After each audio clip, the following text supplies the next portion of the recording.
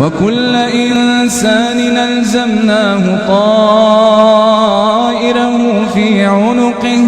ونخرج له يوم القيامة كتابا يلقاه منشورا اقرأ كتابك كفى بنفسك اليوم عليك حسيبا من اهتدى فإنما يهتدي لنفسه ومن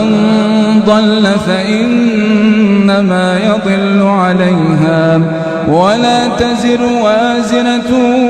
وزر أخرى وما كنا معذبين حتى نبعث رسولا وإذا أردنا أن نهلك قرية أمرنا مترفيها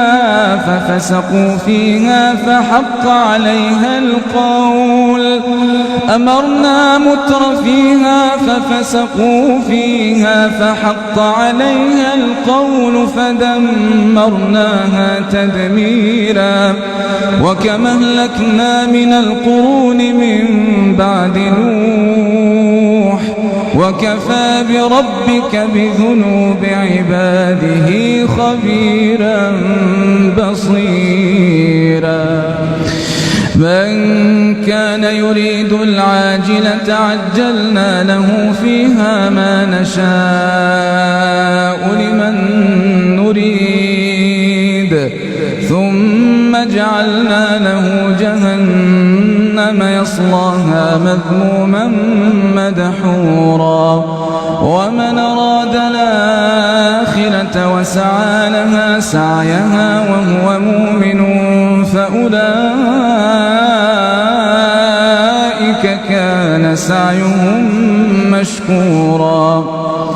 كلا نمد هؤلاء وهؤلاء من عطاء ربك وما كان عطاء ربك بمحظور كلا إن الإنسان ليطغى أن رآه استغنى ولذكر ربك فصلى بل تؤثرون الحياة الدنيا والآخرة خير وأبقى وما كان عطاء